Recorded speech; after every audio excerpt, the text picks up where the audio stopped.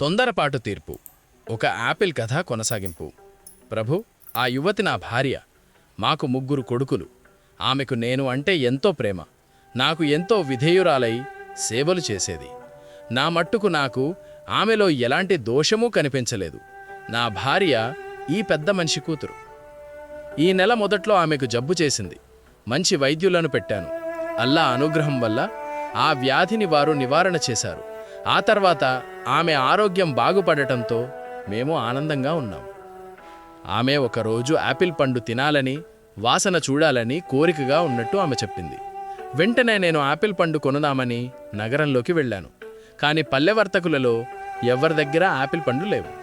వట్టి చేతులతో తిరిగి వచ్చి నా భార్యకు ఆశభంగం కలిగించడం ఇష్టం లేట ఆమెకు కనిపించకుండా ఆ రాత్రి గడిపి మరునాడు పళ్లతోటలన్నీ చుట్టేసి వచ్చాను. ప్రతి చెట్టు చూశాను. చివరకు ఒక ముసలి తోటమాలి నాతో, నాయనా, ఈ ప్రాంతాలలో ఎక్కడ యాపిల్ చెట్లు లేవు. బస్రాలో ఖలీఫా గారి తోటలో మాత్రమే ఉన్నాయి. అక్కడ కూడా నీకు పండు దొరకడం దుర్లభం. ఎందుకంటే యాపిల్ పండ్లన్నీ ఖలీఫా గారి సొంతానికి అని చెప్పాడు. నేను ఇంటికి తిరిగి వచ్చి నా భార్యకు నేను విన్న మాట చెప్పి ఆమె మీద ప్రేమ కొద్దీ బస్రాకు ప్రయాణమయ్యాను. రాకపోకలకు 15 రోజులు పట్టింది. అదృష్టం బాగుండి బస్రా తోటమాలి 3 దీనార్లకు 3 యాపిల్ అమ్మాడు.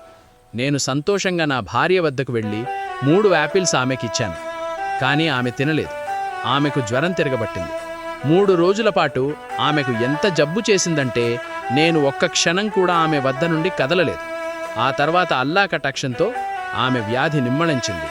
నేను ఆమెను వదిలి నా దుకాణానికి రాగలిగాను. మధ్యాహ్నం వేళ నేను దుకాణంలో కూర్చుని ఉండగా చేతిలో ఒక యాపిల్ ఎగరేసుకుంటూ ఒక నీగ్రు దుకాణం పక్కగా వచ్చాడు. నేను వాణ్ణి పలికరించి, యాపిల్ ఎక్కడ దొరికింది, నేను కూడా కొనాలి అన్నాను. నీగ్రో నవ్వి, నా ప్రియురాలి ఇచ్చింది, ఇవాళ దాన్ని చూడబోయాను. కొంతకాలంగా జబ్బు పడింది. ఆమె పక్కన 3 యాపిళ్లున్నాయి. వాటి గురించి అడిగితే తన భర్త వాటి కోసం బస్రా దాకా పోయి 3ంటిని 3 బంగారు దీనార్లకు కొన్నట్టు చెప్పింది. ఆమె యాపిల్ ఇచ్చింది అన్నాడు. మహాప్రభు, నా కళ్లకు చీకట్లు కమ్మాయి.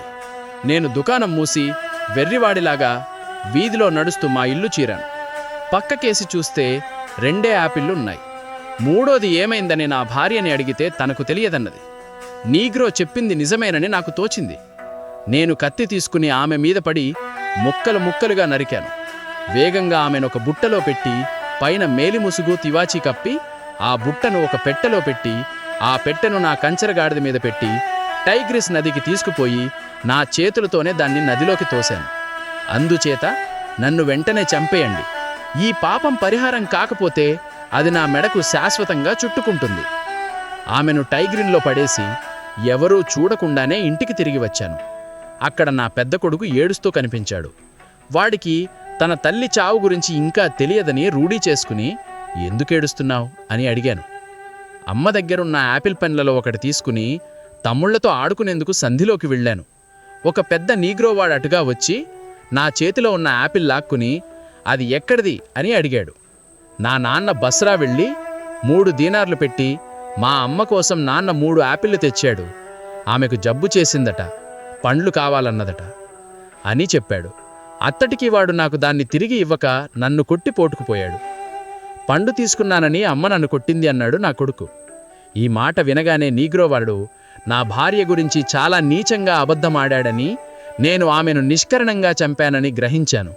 నా మామగారు నేను పక్కపక్కనే కూర్చుని అర్ధరాత్రి దాకా ఏడ్చాం. ఇవాళ్లతో 5 రోజులుగా మేము ఏడుస్తూనే ఉన్నాం.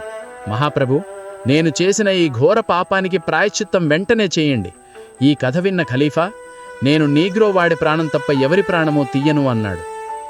యువకుడు ఈ హత్య చేయడానికి తగినంత కారణం ఉన్నదని, నీగ్రో వెధవే ఈ ఘోరానికి మూల కారణమని ఆయనకు తోచింది. ఆయన జాఫర్తో, దీనికంతటికి మూలమైన దుర్మార్గుడైన నీగ్రోని పట్టుకునిరా, లేకపోతే వాడి బదులు నిన్ను చంపుతాను అన్నాడు. జాఫర్ ఏడుస్తూ బయలుదేరి, నీగ్రోని ఎలా తీసుకురాను? ఈసారి నాకు అల్లా తప్ప వేరే దిక్కు లేదు. నాకున్న 3 రోజులు వెతకడంలో వ్యర్థపుచ్చకుండా ఇంట్లోనే కూర్చుని భజన ధ్యానం చేసుకుంటాను అనుకున్నాడు. ఆయన 3 రోజుల పాటు ఇల్లు కదలలేదు. 4వ రోజున ఆయన కాజీని పిలిచి తన మరణ శాసనం రాసి ఏడుస్తూ తన పిల్లలందరికీ వీడ్కోలు చెప్పాడు. ఆయన తన చివరి కుమార్తెను గట్టిగా ఆలింగనం చేసుకునేటప్పుడు ఆయన జేబులో ఏదో ఉండి ఆయన రొమ్ముకు గట్టిగా తగిలింది. అదేమిటని అడిగితే, యాపిల్ నాన్న, మన నీగ్రో రైహాన్ 4 రోజుల కింద నాకు 2 దినార్లకు అమ్మాడు అన్నదే ఆమె. యాపిల్ నీగ్రో అనే మాటలు వినగానే ఆయన ఆనందంతో గట్టిగా కేక వేసి రైహాన్ని పిలువని అన్నాడు. ఆపిల్ గురించి ప్రశ్నిస్తే రైహాని ఇలా చెప్పాడు: దొరా, కొన్ని రోజుల కింద నేను నగరంలో పోతుండగా ఒక సంధిలో కొందరు పిల్లలు వాడుకుంటూ కనబడ్డారు. వాడిలో ఒకడి చేతిలో ఈ యాపిల్ ఉన్నది. నేను దాన్ని లాక్కుని వాణ్ణి కొట్టాను.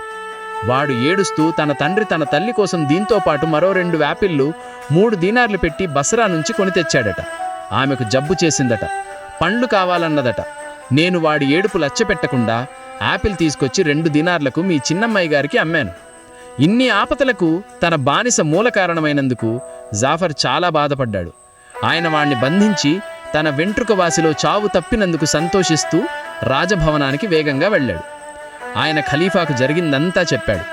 అంతా విన్న ఖలీఫా అత్యంత ఆశ్చర్యం పొంది ఈ కథను తన లేఖకుల చేత రాయించి అధికార పత్రాలలో చేర్పించాడు.